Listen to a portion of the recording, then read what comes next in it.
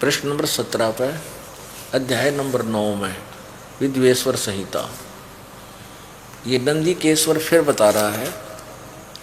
नंदीकेश्वर बोले इस प्रकार, नंदीकेश्वर बता रहा है कि भगवान ने, वो काल भगवान क्या कहता है कि मेरे, ये देखिएगा, मेरे सकल और निष्कल भेद से दो स्वरूप हैं, परंतु और ईश्वर नहीं है। ये काल कह रहा है कि और कोई परमात्मा नहीं है।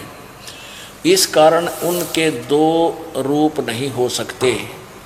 पहला सतम रूप, वो पिल्लर, और दूसरा पीछे मूर्तिमान रूप धारण किया, यानी शिव रूप में आ गया वो।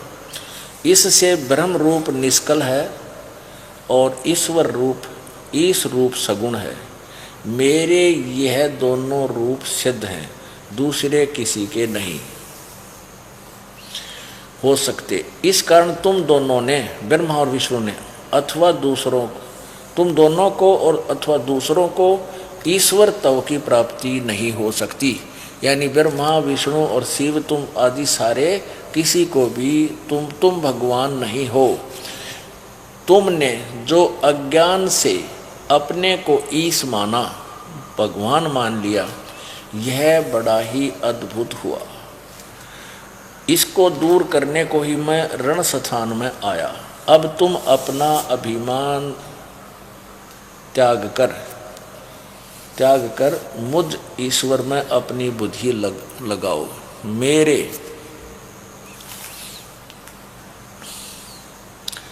प्रसाद से लोक में सब अर्थ प्रकाश करते हैं। आगे देखना क्या बताया है। मैं ही ब्रह्म हूँ, मेरा ही कल अकल रूप है। ब्रह्म होने से मैं ईश्वर हूँ।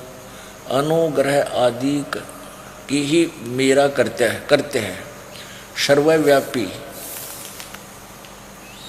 होने से और जगत के वर्धक होने से मैं ब्रह्मा हूँ। हे ब्रह्म केशव, समतव और व्यापक होने से मैं आत्मा हूँ। आगे पता नहीं के सट्टे में रखे। मैं सबका ईश हूँ, ये दिखाना चाहता था दास।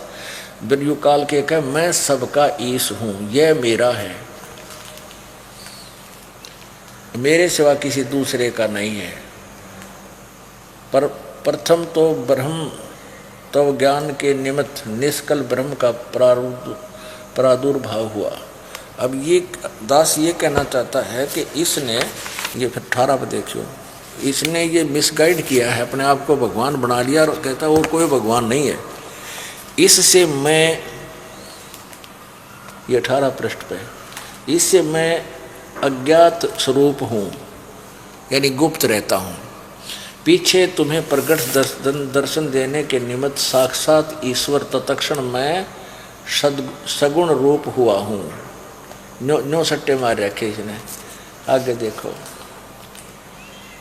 9वां अध्याय समाप्त हो गया, 10वां अध्याय प्रारंभ हुआ। इसके लास्ट में क्या बताया है, जो दास क्या कहना चाहता है। हे पुत्रो, ब्रह्मा विष्णु को कहता, हे पुत्रो, तुम यह कृत आपने तप से प्राप्त किया है, जो कि सृष्टि उत्पत्ति और पालन कहता है, सो मैंने प्रसन्न होकर तुम्हें दिया है।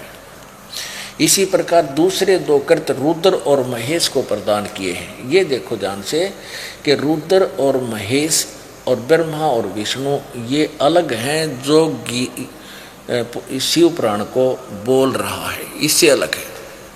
और ये भी सिद्ध कर दिया कि परमात्मा ने कहा था कि ये ज्योत स्वरूपी कह निरंजन मैं ही करता बाई, एक ना करता दो ना करता, ये 9 ठहरा रे बाई, और 10वां भी ऐसे ही अपना जीवन खराब करके चला जाएगा। निकलंक नाम से एक और अवतार आवेगा कलयुग के लास्ट में, और वो उसमें ये सभी मनुष्य कृतघ्नी हो जाएंगे, बिल्कुल दुष्ट टाइप हो जाएंगे, कोई मर्यादा नहीं रहेगी, कोई सब निर्लज हो जाएंगे, मांसाहारी हो जाएंगे, भक्ति करने वाले नहीं रहेंगे। तब 10वां अवतार राजा हरिश्चंद्र जी वो 10वां अवतार होगा और विष्णु लोक में बैठा है, अपने पिछले पुनों को वहाँ समाप्त कर रहा है। फिर यहाँ उसके कर्म बिगड़ुआ होगा युग काल, यहाँ उसको चौधरी बना के भेजेगा उसके अवतार बना के, और फिर ये सभी मनुष्यों को, बहुत लंबी उसकी तलवार होगी, सबको काटेगा, फिनिश करेगा। उस समय जरा सी भी किसी में भगवान की आस्था होगी 1% भी, उनको छोड़ देगा। फिर वो डर के मारे भयभीत होकर के मालिक से फिर भक्ति प्रारंभ करेंगे, और फिर पृथ्वी पर पूरी वर्षा होगी, बहुत दोबारा से फिर सतयुग प्रारंभ होगा। तो पुण्यात्माओं, जो प्रसंग चल रहा है कि परमात्मा कौन है, जब जिसमें हम ये फाइनल कर लेंगे कि God is Kabir, Kabir is God, तो फिर हम केवल परमात्मा कबीर जी की कथा सुनाया करेंगे आपको।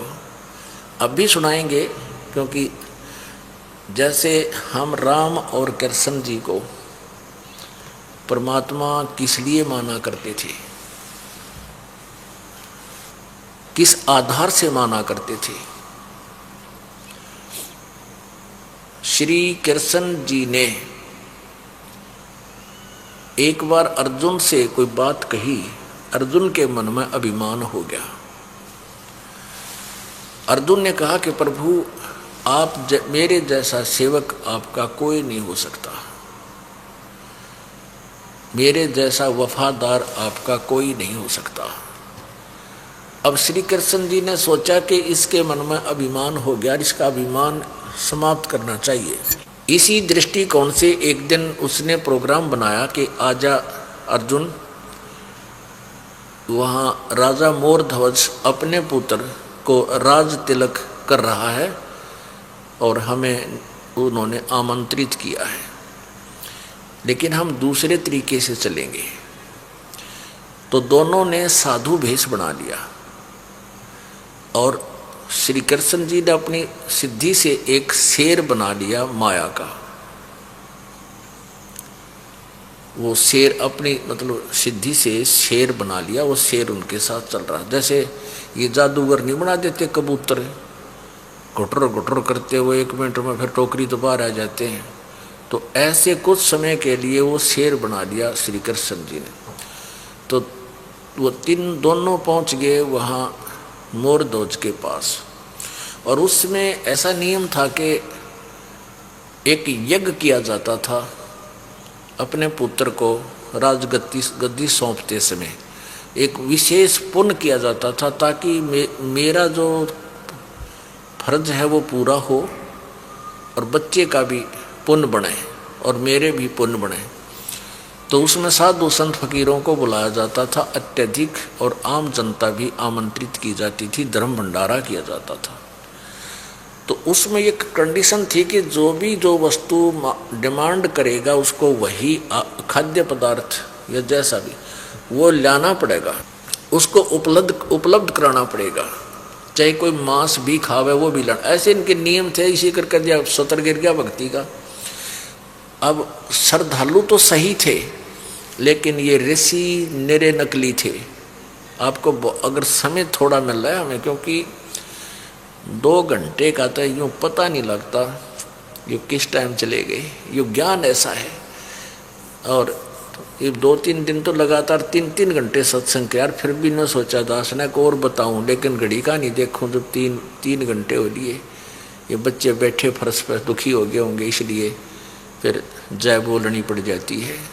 नहीं तो ये ऐसा ज्ञान है कि सारा दिन सुनाऊं, रात ने भी सुनाऊं, 1 महीने तक लगातार सुनाता रहूं, जब जाके ये कुछ थोड़ा बहुत जो है ना सिलेबस कवर होएगा।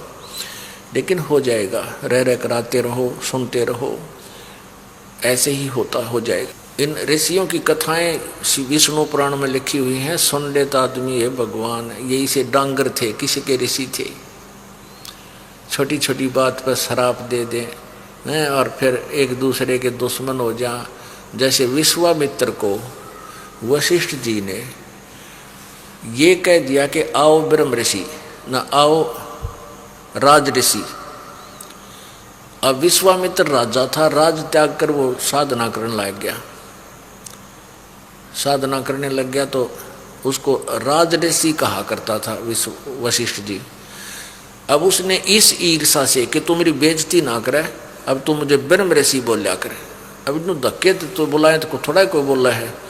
तो उस ईर्षा में वशिष्ठ जी के 100 पुत्रों की हत्या कर दी उस विश्वामित्र महर्षि ने। अब बताओ, ये इन ऋषियों के काम तो कसाई थे, ब्राह्मण बाणा क्रम कसाई। हिरण्यकशिपु छाती तोड़वाई, ब्राह्मण बाणा क्रम कसाई। हिरण्यकशिपु भी ब्राह्मण था, और उसने ब्राह्मण में जो भक्ति करता है, परमात्मा की तरफ लगता है, वो ब्राह्मण होता है, परमात्मा की जो चाह में होता है।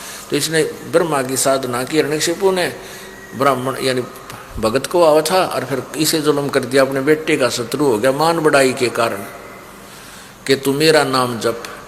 एक हल्दी की गांठ पा के पंसारी बन गया, यो ब्रह्मा से सिद्धि पाली है, और वचन ले लिए सुबह मरूँ ना शाम मरूँ, पंसारी बन गया, मैं भगवान हो गया।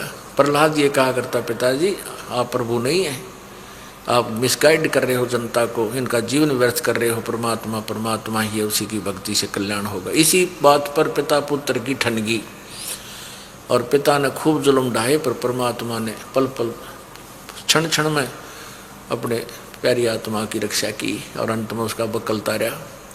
किसका? हिरण्यकशिपु का। कहते हिरण्यकशिपु छाती तोड़वाई और ब्राह्मण बाणा क्रम कसाई। अब पुण्यात्माओं, अब ये वहाँ पहुँच गए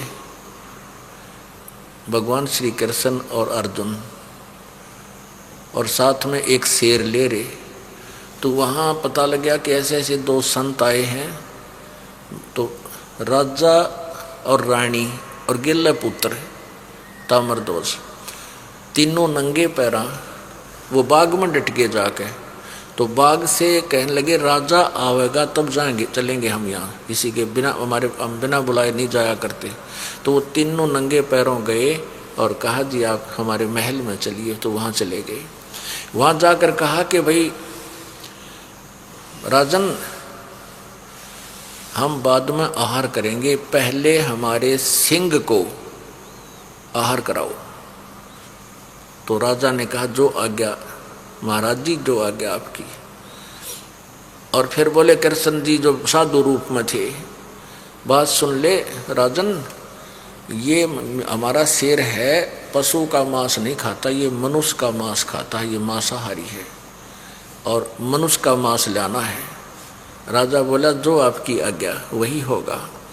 और सुन ले, श्री कृष्ण जी बोले साधु रूप में कि कहीं किसी पल्लेदार न पकड़ लिया हुआ। नहीं, तुम्हारे घर के सदस्य का एक का किसी का भी मांस खाएगा। अब मोरध्वज बोला जय जो आपकी आज्ञा प्रभु। अब तीनों माता पिता और वो पुत्र ताम्रध्वज एक कमरे वहाँ खड़े हो गए सामने। राजा वो बैठे हैं आसन पर, दोनों महात्मा रूप में, शेर बैठा है साथ में। अब मोरध्वज ने कहा कि हे भगवान, आप मेरा शीश ले लो, मेरा मांस शेर को खिला दो, मेरा काम पूरा हो गया, लड़का युवा हो गया, इसको राजगद्दी आज दे देता हूँ, आप दे देना इसको राजगद्दी, आप बैठे हो, अब मुझे क्या चिंता है। और तुम, फिर उनको कहता है तुम माता और बेटा, माँ बेटा राज करना और मुझे शेर का आहार बनने दो, आज्ञा दो। तो पत्नी कहने लगी मैं पति भरता स्त्री हूँ, और पत्नी से पहले अगर पति की मृत्यु होगी तो मैं कलंकनी हो जाऊंगी, इसलिए मेरा काम पूरा हुआ, आपका वंश चल गया और आपका बेटा युवा हो गया, पाल पोष दिया। तुम दोनों पिता पुत्र राज करो, बच्चे को राजकाज के बारे में ज्ञान नहीं, आप समय समय पर इसको गाइड करते रहना और मुझे शेर का आहार बनने दो। अब उसने श्री कृष्ण जी ने साधु रूप में बैठे, वो पहचाने नहीं थे, उन्होंने साधु रूप में बैठे थे, तो ये कहा था कि एक बात और सुन लेना, तुम तीनों में से एक का मांस खाएगा ये शेर, और एक मेरा वचन अटल है, जो आज इस शेर को मांस अपना शरीर सौंप देगा, शेर के लिए आहार बन जाएगा, वो सीधा स्वर्ग जाएगा। अपने आत्माओं लोभ करे, लालच करे, हेरा फेरी करे तो इसी करे।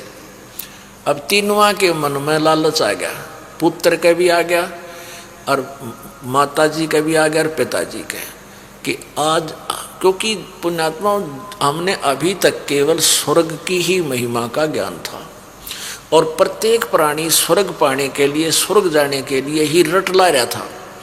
नो क्या करते भाई, थोड़ा सा सुख हो जाए, नो के बस स्वर्ग हो गया। कोई मर जाता है, नो के स्वर्गवासी हो गया, चाहे गया हो नरक में पर स्वर्गवासी हो गया। तो हमारा टारगेट उद्देश्य स्वर्ग ही था और हम हर तन मन धन से स्वर्ग प्राप्ति के लिए समर्पित थे। जैसे नकली गुरुओं ने, कसाईयों ने एक बार बनारस में, काशी में एक मानस काटने का एक आरा लगा दिया था और उसमें यह कह दिया था कि जो इस क्रोध से गर्दन कटवाएगा वो सीधा स्वर्ग जाएगा। तो वो भी स्वीकार कर लिया परमात्मा पाए स्वर्ग प्राप्ति के लिए शीश भी कटवाना शुरू कर दिया। वहाँ पर वो ऐसा जुल्म किया, उन्होंने विशेष फीस रख दी उन्होंने, और वो भी दुनिया वहाँ जाने लगी, क्योंकि आत्मा को परमात्मा की ज़रूरत है या उसके बिना रह नहीं सकती। ये गलती करके यहाँ आ चुकी है और अब वह तड़फ रही है, ढूंढ रही है, कि तो मंदिर में, कि तो गुफा में, कि तो जल में धक्के खा कर तीर्था में भटक रही है। काल ने भटका दिया, इसको गुमराह किया हुआ है। तो अब उनके मन में राजा ने दाव लाया कि आज सूत बैठ गया, तब बैठ गया ना, तो कि मेरा कब बात बनेगी स्वर्ग में जाने की। तो सबसे पहले राजा ने दाव लगाया कि तेरा दाव लग जा। फिर रानी ने सोचा राजा तो चला जाएगा, तू रह जाएगी। फिर उसने यही अटकल लगाई कि शायद मेरा नंबर आ जा, कि कहा कि नहीं, मैं पतिव्रता स्त्री हूँ और मेरे सामने मेरा पति मर गया, मैं क्यों कर जीऊँगी, यहाँ पर लोग मुझे ताने मारेंगे, मेरा नंबर आने दो। अब उधर से लड़के का लालच आ गया कि माता पिता तो कर गए काम, अब तू रह गया। तो उसने कहा कि माता पिता, अभी तक तो आप जी ने मुझे पाला पोसा है, मैंने आपको सुख के दिया है, और आज मैं आहार बन जाऊंगा शेर का तो मेरा कर्तव्य पूरा हो जाएगा, तुम्हें जीवन दान दिवा के, और मुझे शेर का आहार बनने दो। अब श्री कृष्ण जी कहने लगे, भाई तुम यो ड्रामा कर रहे हो कि कोई ऐसा शेर का आहार बने बीगा, क्यों बहका रहे हो कि मैं करते होता करो। तब तीनों हाथ जोड़ के खड़े हो गए, हे परवरदिगार आप ही फैसला कर दो, आप फैसला करो। तब श्री कृष्ण जी ने कहा कि पिता और माता दोनों अपने हाथ से इस पुत्र को काटें और इस पुत्र को तुम समर्पित कर दो शेर के।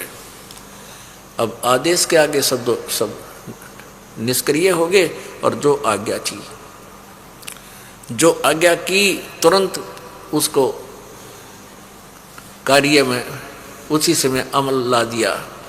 लड़के को स्नान कराया, नहा धोवा के साफ करके, और एक तरफ पिता खड़ा हो गया, एक तरफ माँ, और सिर के का अर्नों कहा था बीचों बीच चीर दो इसको बीचों बीच से आधा चीर दो, लेफ्ट साइड तो फेंक देना, केवल राइट साइड को मेरा शेर खाओगा, लेफ्ट को नहीं खाएगा। अब वो लग गए चीरण बीचों बीच, सिर के अंदर करोंत होता है, लंबा लकड़ी की चीरण का आरी सी होती है, दोनों तरफ पकड़ कर उसके अंडल होते हैं, नो घुमाया करते हैं, ऐसे ऐसे खींचते हैं, दो जने लकड़ काटते, ऐसे उस लड़के को काटना शुरू कर दिया। जब वो काटना शुरू किया, लड़के की आँखों में पानी आ गया, रोने लग गया, और उधर से वो आरा सपेटते चल ही रहा था। तो श्री कृष्ण जी यानी साधु रूप में उठकर खड़े हो गए, कहने लगे, भाई ये शेर हमारा इस बच्चे को नहीं खाएगा, क्योंकि इसका तो ये तो रोने लग गया, इसकी इच्छा नहीं है, ये तो बाई फोर्स तुम कर रहे हो, और ये तो नकली प्रेम है तुम्हारा भगवान में, ये शेर नहीं खाओगा इसने, क्या न काटो। अब वो लड़का आधा काट लिया था, बस एक आधा सांस सिर काट दिया था, तो पड़ा पड़ा वो बोल रहा है कि ए भगवान, मैं इसलिए रो रहा था, इसलिए रो रहा हूँ। वो उठकर, वो लड़का मर गया और उठकर चल पड़े। लड़का तो दो भाग हो गया और वो उठकर चल पड़े, कहने हम नहीं खाओ भाई, तो रो पड़ा। इसके आंसू आगे, आंसू नहीं आने चाहिए थे। अब राजा और रानी ने आगे से आगे जाके चरणों में गिर गए और कहने लगे भगवान आप रूठ कर ना जाओ। अब पहले संत की इतनी महिमा थी, इतना उन संतों के प्रति उन श्रद्धालुओं का डिवोशन था, इतने ड्यूटी थे कि उन्होंने न सोची जब संत रूस के चला गया तो मेरा नाश हो जाएगा। तो आगे लौट के चरणों में कहने लगे भगवान हे ऋषि जी, बालक था रो पड़ा होगा। राजा कहता है मुझे काट लो, मैं नहीं रोऊंगा। फिर रानी कहती है नहीं जी मुझे काट दो, मैं बिल्कुल नहीं रोऊंगी।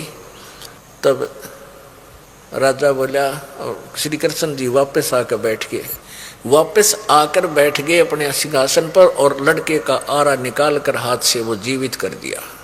तब उस लड़के ने बताया कि परमात्मा, मैं इसलिए नहीं रो रहा था कि मेरी मृत्यु हो रही है, मैं इसलिए रो रहा था कि मैं इतना नीच हूँ, इतना मैं पापी आत्मा हूँ कि आपके काम मेरा सारा शरीर ना आया। आपने कहा ना इसके लेफ्ट शरीर को नहीं खाएगा, सिर राइट को ही खाएगा। तो मैंने न्यों सोची थी कि मैं पापी आत्मा हूँ, इसलिए मैं पूरा काम ना आया अपने भगवान का, अपने महाराज जी के, संत के। मैं नो रोऊँ था। आप तो अंतर्यामी है, मेरे अंदर झांक कर देख सकते हो। मेरे मन में इतनी भी बह डर नहीं था, ममता से नहीं रो रहा था। तब जब श्री कृष्ण जी ने देखा उसकी तरफ, अर्जुन की तरफ, अर्जुन तो उकड़ू हो रहा है, तो छोरा काट दिया। तब श्री कृष्ण जी ने कहा कि मांग ले मोर ध्वज के मांगे, तने सारी तीनों लोक के अंदर जो तू उत्तम पद कहेगा वो ये दे दूंगा। अब पुण्यात्माओं, अब उसने उस मोर ध्वज ज्ञानी आत्मा था, बहुत ही अच्छी आत्मा था, विवेकशील था। उसने कहा प्रभु ना तो मुझे राज चाहिए, ना कोई पद चाहिए, मुझे तो भक्ति दे दो और आए संत साधु की मैं इतनी मेरे अंदर प्रेरणा करो, मेरी नम्रता लाओ कि मैं भक्तों की सेवा करूं और भक्ति दो मुझे। अब जिस भी भक्ति श्री कृष्ण दो रहे थी वह दे दी उसको, इस 3 लोग तक की भक्ति थी। तो पुण्यात्मा हम मांगे तो भगवान से न्यू मांगे, ऐसी चीज मांगनी चाहिए। और भक्ति के अंदर सारा कुछ तो आ जाएगा। फिर दीजिए भक्ति, जैसे धर्मदास जी ने परमात्मा से मांगा था कि भक्ति दान गुरु दीजियो देवन के देवा हो, जन्म पाया भूलो नहीं कर हो पद सेवा हो। ना मैं स्वर्ग की इच्छा करता हूँ, ना कोई सुंदर किसी प्रकार के धन की, ना राज की, ना पाठ की। ये तो पता लग गया तो कति नासवान है। तो ऐसे मांगे भगवान।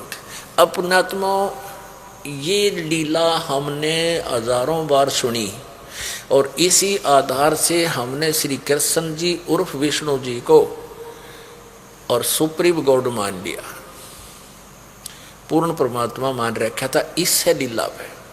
अब धर्मदास जी ने परमात्मा कबीर जी से यही प्रश्न किया था कि हे प्रभु, अब ये दास बताएगा अपने शब्दों में उन आत्मा और परमात्मा का कैसे संवाद हुआ था, संत धर्मदास जी और परमेश्वर, पूज्य परमेश्वर कबीर जी का। धर्मदास जी ने प्रश्न किया था, प्रभु आप कह रहे हो कि ब्रह्मा विष्णु महेश से समृद्ध शक्ति नहीं है।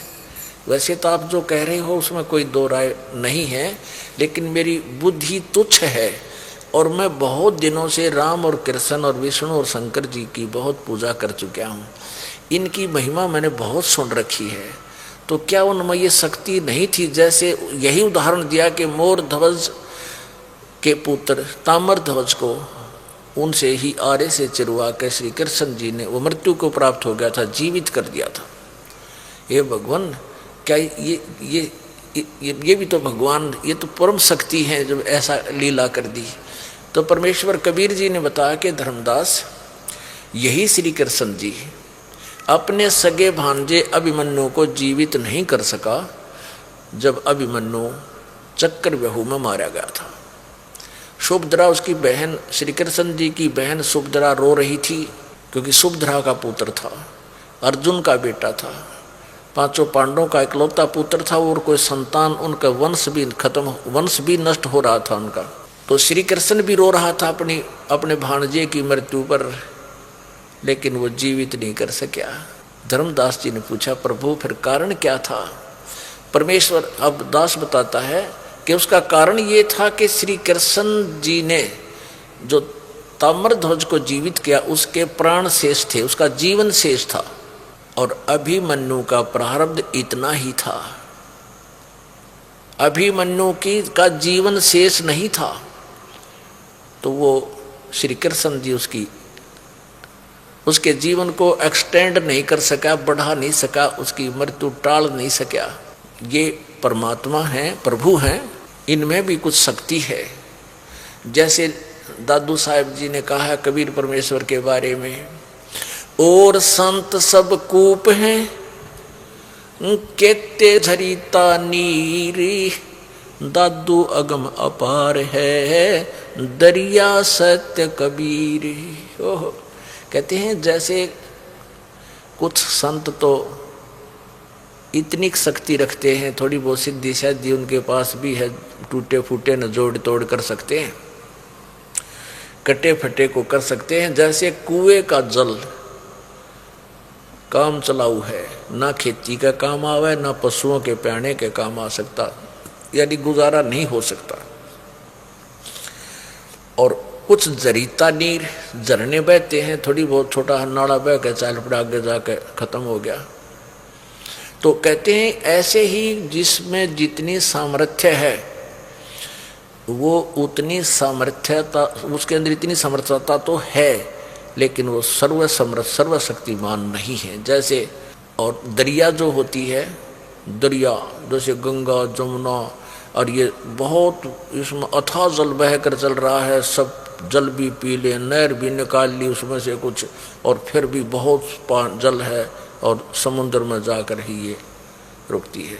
तो ऐसे कहते हैं कि और संत सब कूप हैं, कुएं जैसा काम चलाऊ, और कुछ एक जरीता नीर, ये रामकृष्ण अर्थ झरने समझ लो, और दादू अगम अपार है, ये दरिया सत कबीर। होय होय अपुनात्माओं, यदि हम इस बात से मानने के राम तो मोरध्वज के पुत्र ताम्रध्वज को जीवित कर दिया, इसलिए श्री कृष्ण भगवान थे, विष्णु जी भगवान हैं, हमने इस परमात्मा की संज्ञा में इन्हें ले लिया। तो इस कबीर परमात्मा की लीला आपको दास सुनाता है इसी के पैरेलल, और वो भी साथ में सुनाएगा कि ये परमात्मा आयु भी बढ़ा देता है। पुणात्मा, अभी तक हम परमात्मा की डेफिनेशन से भी परिचित नहीं थे। इन अज्ञानी ऋषियों, संतों, महंतों और आचार्यों ने, ज्ञान तो कोई था नहीं, और सारे समाज को उल्टे रंगते रंग दिया। आप भी काल के जाल में और अनुयायियों को भी उसी में फंसा कर छोड़ दिया। अब जैसे ये दास पहले समाचार पत्रों में निकलवाया करता था कि परमात्मा ने कमाल को जीवित कर दिया, परमात्मा ने कमाल की आयु बढ़ा दी, एक कमाली नाम की लड़की को बढ़ा दिया कि उम्र बढ़ा दी, और ऐसे ऐसे फिर हमारे भक्तों के साथ जो सुख होते थे वो बताते थे कि उसके घर में उसको ऐसे सुख हो गया, उसकी मृत्यु बता दी थी डॉक्टर ने।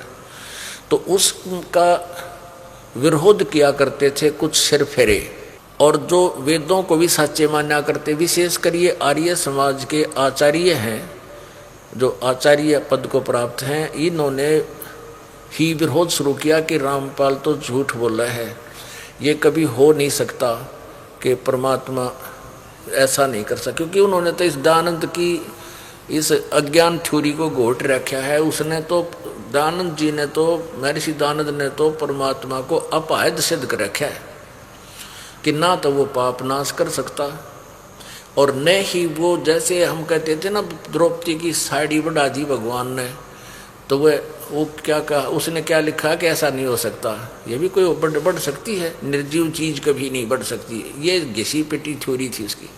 और फिर कहता है कि जैसे नरसी भगत ने एक 4 साधुओं के नाम 500 रुपये की हुंडी यानी ड्राफ्ट बना दिया था, और वो द्वारका जाना चाहते थे, तो द्वारका में जाकर जिस सांवल शाह नाम के सेठ के निमित्त वो हुंडी बनाई थी वो सेठ नहीं पाया।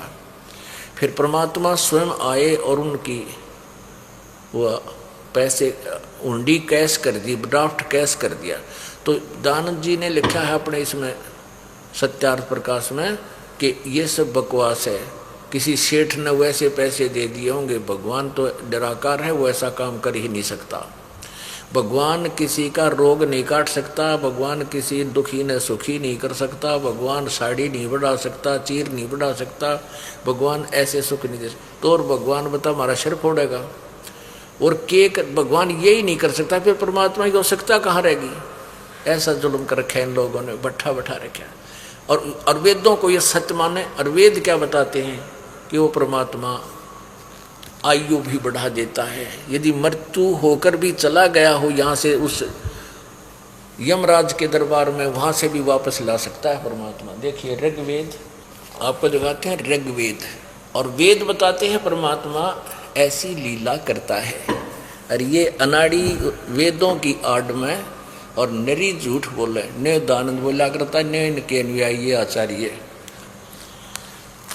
उससे की थ्योरी को आगे घसीट रहे हैं। ये देखिएगा ऋग्वेद है, ये ऋग्वेद द्वितीय भाग,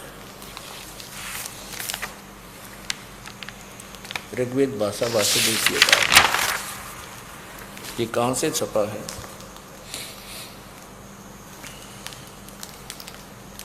प्रधान कार्यालय वेद मंदिर महात्मा वेद भिक्षु सेवा आश्रम लेखराम नगर इब्राहिमपुर मुखमेलपुर दिल्ली, ये इनके दूरभाष हैं। ये कहाँ से छपा है? प्रकाशक है राकेश रानी, पंडिता राकेश रानी। और ये कहाँ से छपा है? दानंद संस्थान नई दिल्ली थे, नई दिल्ली का प्रकाशन। अब इसमें इन्हीं के अनुवाद में ये देखिएगा, ऋग्वेद मंडल नंबर 10 और सूक्त नंबर 161 यानी 161।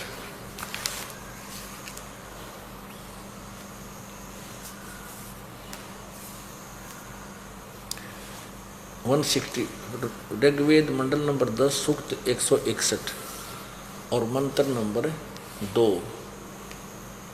यहाँ देखते हैं। यदि ये संस्कृत है ब्रैकेट में, यदि किसी रोगी की जीवन शक्ति समाप्त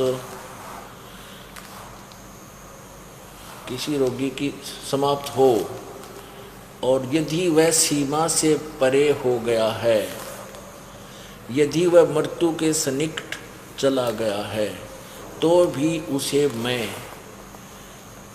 भारी कष्टप्रद रोग के पंजे से मुक्त कराऊं तथा उसे 100 वर्ष के जीवन हेतु बल संपन्न करूं। यदि रोगी की जीवन शक्ति समाप्त हो गई है, भावार्थी में लिखा है रही है, और उसका रोग सीमा को पार कर गया है, तब भी परमात्मा उसे इस कष्टप्रद रोग से मुक्त कर 100 वर्ष यानी 100 वर्ष का जीवन दे सकता है। ठीक, अपनात्मा इन्होंने एक और दिखाते हैं जिसने बहुत अच्छा किया अनुवाद ये भी, और इससे भी अच्छा किया है जो श्रेष्ठ है वो ये देखिएगा, ऋग्वेद भाष्य।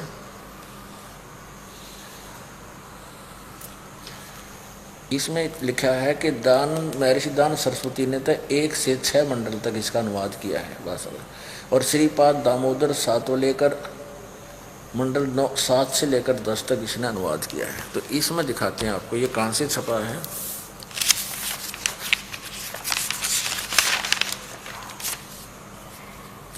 ऋग्वेद भाषा भाष्य, ये महर्षि दानंद सरस्वती थे, फीत लाया करते गेला किसके नाम से बिक जाया करते।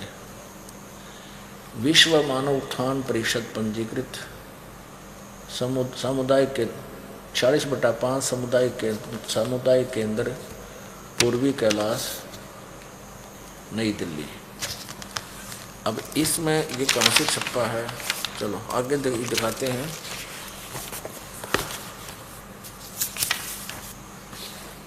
ये देखिएगा,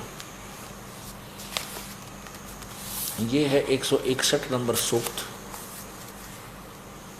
161 नंबर सूक्त और मंत्र नंबर 2, ये 2 नंबर मंत्र है और यहाँ इसका अनुवाद है। ये संस्कृत में मोटा लिखा है, यहाँ अनुवाद हिंदी में।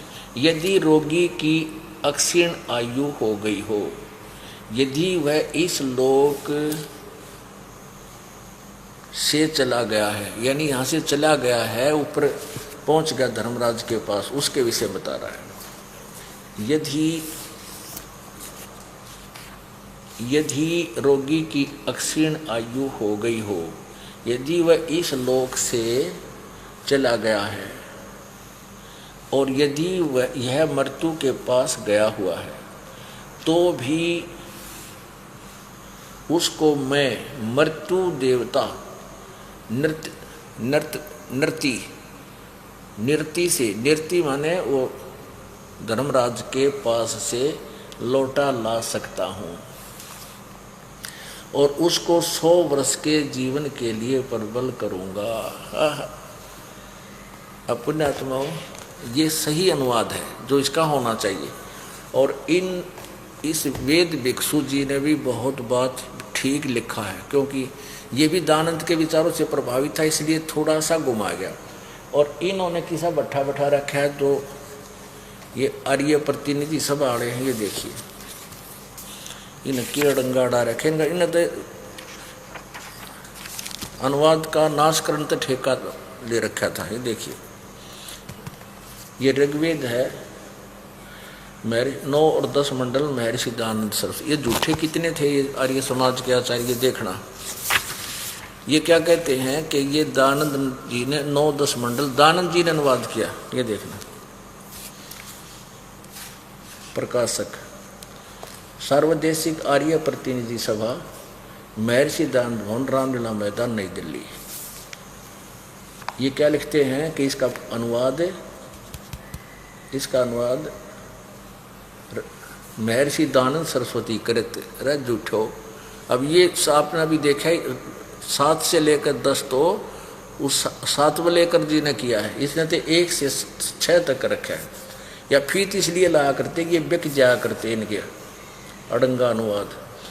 मुद्रक है Shri Prince offset printers, 1510 Pataudi house, Daryaganj, नई दिल्ली। ये इनका फ़ोन नंबर है। अब इन्होंने क्या अनुवाद किया है, ऋग्वेद मंडल नंबर 10 सूक्त नंबर 161 का, ये देखिए।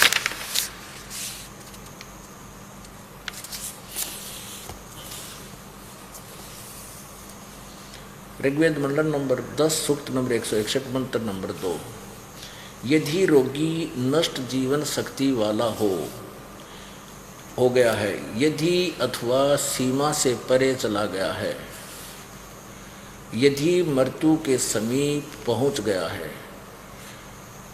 गया ही है, तो भी उस रोगी को मैं वैद, ये उड़ा दिया डंगा वैद, ये कोई दवाइयाँ की किताब है वेद, वैद लिख दिया। भगवान की महिमा चल रही है, इनको मैं वैद, क्योंकि इन्होंने तो दानंद के द्वारा वो फीड कर दिए गए थे ना, ये वो दानंद की तरफ, दानंद ने उनके अंदर ये गंध फीड कर दिया था। भगवान नहीं कर सकता कुछ भी, और वेदों ने सच्ची माने, वेदों में लिख रखा है वे परमात्मा उसको मृत्यु के पास से चला गया और यहाँ से छोड़कर ऊपर के लोक में तो भी वापस ला दे। तो इन्होंने उस दानंद वाली थ्योरी को ऊपर रखने के लिए अनुवादों का अड़ंगा कर दिया। वेद सही है, जैसे एक भक्त कह रहा था जी, बात तो सही थी, पहले बूढ़े बुजुर्ग ने क्या करते भाई, वेद तो सच्चे हैं पर इन शोधनिया को ना, एक सिंपल सी भाषा थी उनकी कि वे वेद तो सच्चे हैं पर इन कोई शोधनिया सही नहीं मिला बताई, यानी इनका अनुवाद करता ठीक नहीं मिला। तो ईब ये परमात्मा की दया से 9 मन सूत ईब सुलझ जाएगा। कबीर परमात्मा कहते हैं कि इस काल ने इन अनाड़ी अज्ञानी ऋषि में ऋषियों गुरुओं द्वारा यो ज्ञान रूप का इस तत्व ज्ञान को ऐसा उलझा दिया, अध्यात्म ज्ञान को ऐसा उलझा दिया जैसे 9 मन सूत उलझा दिया जाता है। 9 मन धागा तो 1 किलो मुश्किल हो जाए सुलझाना, जब उलझ जाता है, अरे यो 9 मन। तो कबीर परमात्मा ने कहा कि घबराइयो मत, यो 9 मन भी सुलझ जाएगा। 9 मन सूत उलझिया ऋषि रहे झकमार, और सतगुरु ऐसा सुलझा दे उलझ ना दूजी बार। अब दास को परमात्मा ने वो तत्व ज्ञान दे दिया, वो आँख दे दी कि अब ये ऐसा सुलझ जाएगा, ये कलयुग में तो उलझेगा नहीं। जिनको भक्ति चाहिएगी वो बहुत आसानी से भक्ति कर कर पार हो जाएंगे। अब ये शुरू हुआ है मालिक का प्रकाश, यानी सूर्य उदय हो रहा है। नो सोच लो, अभी तो इतना सा प्रकाश है। ये जब शिखर में सूर्य होगा देखना, ये ज्ञान जब चरम सीमा पर पहुंचेगा पूरे विश्व में, न्योकती दोहाई होया करेगी कबीर परमात्मा की, और इतने सुख हो जाएंगे सबको, क्योंकि परमात्मा अपने कोटे से भेज जाएगा उनके लिए सुख, और सब वातावरण चेंज कर देगा। सतयुग जैसा माहौल बना होगा परमात्मा एक बार यहाँ पर। ना तो आग लगी पड़ी है, कोई मर्यादा रही नहीं, कोई भाई बाण की कांड रही नहीं, बाण भाइयों के मुकदमे देखा है सिर्फ एक माया के ऊपर, और वह फिर भी पूरा ना पटता, क्योंकि भाग में है नहीं। आपस में लूट खसोट करके चोरी ठगी करके सेठ बनना चाहूँ कदे भी नहीं हो सकते। नो क्या करें देसी आदमी, भाई भगवान देगा जब पूरा पट्या करे। तो परमात्मा दे कैसेगा, वो विधि ना पाई, वो अब मिली है हमारे को भगवान से लाभ लेने की। कहते हैं सतगुरु के दरबार में कमी काहे की ना, हंसा मौज नहीं पाओता तेरी चूक चाकरी में। तो इस इन्होंने केड़ंगा कर रखा, का हे मैं वैद, और वैद का किताब मूल संस्कृत में जिक्र भी नहीं है, आगे पीछे जिक्र नहीं वैद का, क्योंकि परमात्मा की महिमा गाई जा रही है। इन्होंने उस अज्ञान सोच को ऊपर रखने के लिए, अज्ञान थ्योरी को, अज्ञान सिद्धांत को, दयानंद के सत्यार्थ प्रकाश वाले को वेदों का अनुवाद खराब कर दिया।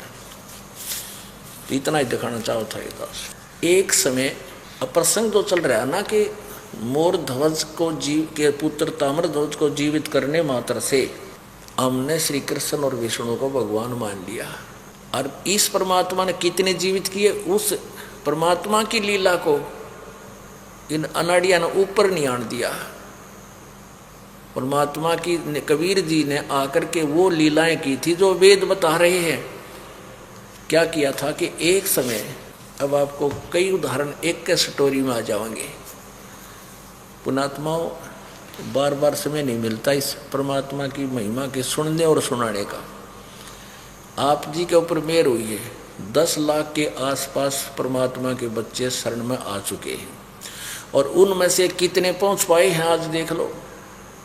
और ये भी परमात्मा कबीर जी आपकी जमानत करवा कर आप पे जमानती बन के तब आपको यहाँ लाया है, ना तो घर से निकल नहीं दे। काल इतनी घिग्गी बांध रखी है सबकी, कदे नुकसान हो जा, कहीं ऐसा ना हो जा, कदे ऐसा ना हो जाए, ये नुकसान। और घर बैठे बैठे नाश हो जा, घर बैठे बैठे नुकसान हो जा, जब क्या कर ले। तो इन विचारों से धीरे धीरे फर्क पड़ गया। अब बहुत बच्चे उभर कर आने लगे, और तो ये ज्ञान सुनने का सु अवसर भी बहुत ही पुण्यात्मा को प्राप्त होगा, और जिस पर मेर मालिक कबीर जी की होगी, आपके ऊपर विशेष रजा उस परम पिता की। एक समय सिकंदर लोधी दिल्ली का बादशाह था। दिल्ली के राजा का असाध्य रोग हो गया, और बादशाह दिल्ली का राजा क्या व्यवस्था नहीं कर सकता, यानी आसपास जहाँ भी जो वैद्य सुना डॉक्टर, उसी को तुरंत हाजिर कर दिया, और उसने राजा का ट्रीटमेंट अपने तन मन धन से किया। राजा ने लास्ट में ये कह दिया था, भाई मुंह मांगा इनाम दे दूंगा, मेरी जीवन रक्षा कर दो, मेरा जीवन बचा दो, मैं बहुत बुरी तरह तड़फ रहा हूँ। जलन का रोग हो गया, जैसे आग पर कभी आपका पैर हाथ पर पड़ा हो, कोई आग या उबलता पानी चा गिर गई हो, कितनी पीड़ा होती है। तो वो इतनी पीड़ा थी उसको, लेकिन ऊपर जला दिखाई नहीं देता, जला दिखाई नहीं देता, लेकिन उसमें इतनी पीड़ा इतनी थी अंदर। जब प्राणी के ये पाप उदय हो जाते हैं, चाहे वो राष्ट्रपति बन रहा हो, चाहे सारी पृथ्वी का राजा हो, वो पाप तो उसने भोगने पड़ेंगे जब तक संत, पूर्ण संत की शरण नहीं मिलती। तो वो ऊपर से तो राजा था और अंदर से वो महादुखी था। तो किसी सब जगह इलाज करा लिया, काजी मुल्लाओं ने भी जंतर मंतर कर लिए और हिंदू ऋषियों से भी आशीर्वाद प्राप्त कर लिए, लेकिन कोई राहत नहीं मिली। किसी ने बताया कि बनारस में, काशी में एक बहुत बड़े महान आत्मा रहते हैं और यदि वो आपको हृदय से आशीर्वाद दे दें तो आपका रोग नहीं रहेगा। कबीर नाम है उसका। तो बनारस में, काशी में वीरदेव सिंह बघेल नाम का एक नरेश था जो वहाँ का राजा था और दिल्ली के बादशाह के यानी उस के अंतर्गत अधीन था। दिल्ली का बादशाह पूरे भारतवर्ष का सम्राट होता था। अन्य छोटे छोटे राजा उसकी अधीनता स्वीकार करके उसको टैक्स देते थे। तो वीरदेव सिंह बघेल पहले ही कबीर जी का शिष्य हो चुका था। उसकी शक्ति देखकर उनकी महिमा से परिचित हो गए। तो सिकंदर लोधी सैनिकों के साथ हाथी पर सवार होकर वहां पहुंच गया। वीरदेव सिंह से बात की कि ऐसे ऐसे कोई कबीर नाम का यहाँ कोई संत बताया और वो कहते मुझे बहुत दुख है। तो वीरदेव सिंह ने कहा कि आप ठीक ठिकाना आ गए राजन, अब आपका दुख दूर हो जाएगा। तो सिकंदर लोधी ने कहा कि शीघ्र बुला कर लाओ, मैं बहुत बेचैन हूँ। तो अब वीर सिंह बघेल जो था काशी नरेश, वो हर मर्यादा से परिचित था। उसने कहा कि हे राजन, जो आपका आदेश वही सिरोधार्य होगा, लेकिन ऐसा कहते हैं कि संत को बाय फोर्स ऑर्डर से बुलाना नहीं चाहिए। यदि हम उसको बाय ऑर्डर बुला भी लेंगे उनको और वो मान गए इस बात का दुख और उन्होंने हृदय से आशीर्वाद आपको नहीं दिया तो रोग न्यू का न्यू रह जाएगा। अब सिकंदर लोधी कहने लगा भी फिर ऐसा मत करो, मैं स्वयं चलूँगा। तो शाम का समय था और वीर सिंह जी को पता था काशी नरेश को कि इस समय, शाम के समय, परमात्मा दिन में तो अपना कपड़ा बुना करते, जुलाहे का काम करते थे और पूरा अपना ड्यूटी करके और फिर मजदूरी करके फिर शाम के समय रामानंद जी के आश्रम में, जो उनके मुँह बोल, वैसे तो उनके शिष्य थे, लेकिन परमात्मा कबीर जी ने की आज्ञा से औपचारिकता से वो रामानंद जी को कबीर जी अपने गुरु मानते थे, लेकिन रामानंद जी कबीर जी को भगवान मानते थे। वो देख चुके थे कि ये स्वयं मालिक है। तो गुरु शिष्य का नाता निभाते हुए कबीर जी डेली हाजिरी लगा जाते थे अपने गुरु जी के, वहाँ आरती करते थे। वीर सिंह जी को पता था इस समय वो वहाँ मिलेंगे। तो राजा और वीर सिंह, राजा दिल्ली का सम्राट सिकंदर लोधी, मुसलमान बादशाह और हिंदू राजा वीर सिंह, दोनों चल पड़े साथ में उनके अंगरक्षक। और रामानंद जी के आश्रम के द्वार पर पहुंचकर अब वीर सिंह जी को सब पता था। वहाँ द्वारपाल जो खड़े थे, गेट कीपर भगत, उनसे प्रणाम किया, सत्साहेब नमस्कार किया वीर सिंह जी ने और कहा भाई दिल्ली के बादशाह सिकंदर लोधी आए हैं और कबीर जी आगे हैं क्या, उनका दर्शन करना चाहते हैं, परमात्मा आगे हैं। तो उस भगत ने कहा जी अभी आए नहीं हैं और आते अवश्य हैं और आएंगे अवश्य, ये पक्की बात है, आने ही वाले हैं, कभी भी आ सकते हैं, आरती का समय हो गया है। तो सिकंदर लोधी ने कहा कि चलो अंदर आश्रम में विश्राम कर लेते हैं, आ जाएंगे, उनसे मिल लेंगे। अब वीर सिंह जी को पता था कि रामानंद, महर्षि रामानंद जी मुसलमानों से नफरत बहुत करते हैं और मैं अगर सीधा ले जाऊंगा तो मेरे से नाराज हो जाएंगे और मुझे कोई शराब स्वरूप ना दे दे। तो सिख राजाओं पर राजनीति बहुत होती है। उसने वहाँ खड़े पहरेदार से कहा कि भगत जी, स्वामी जी से आज्ञा लेकर आना कि दिल्ली के बादशाह सिकंदर लोधी आए हुए हैं और आपका दर्शन चाहते हैं, कबीर जी से मिलना चाहते हैं, तब तक विश्राम करना चाहते हैं आपके आश्रम में। अब वीर सिंह चाहा था मैं नाटूंगा तो सिकंदर लोधी दीदी का डगा नाराज होगा मेरे तक, और ले गया तो वो रामानंद जी मुझे शराब देगा, नाराज होगा, मेरे तो आश्रम तो निकाल लेगा।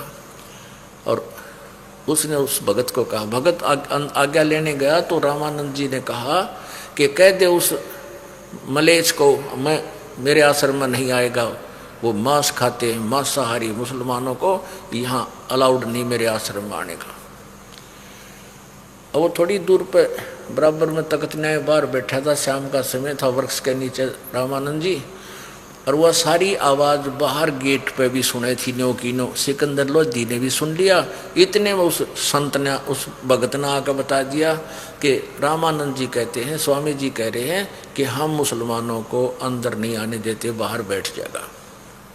मुझे उनकी शकल से भी नफरत है। अब सिकंदर लोधी दिल्ली का बादशाह और 1-2 कौड़ी का संत बैठा झोपड़ी में, वो ऐसे बोल दे, राजा में अभिमान बहुत होता है, वो उसके नाश का कारण होता है।